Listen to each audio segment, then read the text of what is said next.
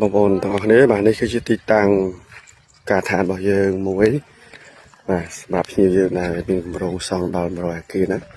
បាទយើងចាប់ផ្ដើមហើយអញ្ចឹងឥឡូវនេះ6អគារគឺយើងកំពុងតែចាប់ផ្ដើមសាងសង់គ្រប់ការឋានទាំងអស់បាទការឋាននេះគឺមានទំហំ5x22ជាន់បងប្អូនទាំងអស់គ្នាបាទគ្រឹះរបស់យើងហ្នឹងហើយអញ្ចឹងមុននឹងយើងឈានដល់ចំណុចនេះគឺយើងបានឆ្លងកាត់ការតេស្តដី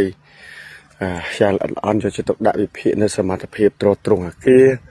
រហូតដល់យើងសម្រេចថាវាយគ្រឹះប្រភេទណាជម្រៅណាហើយជើងតាំងយើងគួរធ្វើបែបណាអញ្ចឹងបានឲ្យឆ្លងកាត់វិស្វកររបស់យើងគឺគាត់ពិភាក្សាលម្អិតជាមួយនឹងក្រុមជាងរបស់យើងមួយជំហានទៅមួយជំហានដើម្បី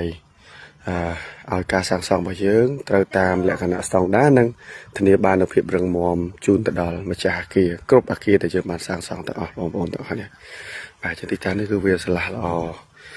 ហើយជាបន្ទុកបីជាខែភ្លៀងយ៉ាងម៉េចក៏ដោយក៏យើងចេះតែទៅដែរពួកយើងក្រោយធ្វើការងារដូរបាយបាទបើយើងហ៊ានសម្រាប់គឺយើងដាច់ចំណូលអញ្ចឹងយើងត្រូវតែខិតខំព្យាយាមធ្វើបាទទោះបីជាលំបាកបន្តិចក៏ត្រូវតែទៅដែរបាទដើម្បីជីវភាពគ្រួសារ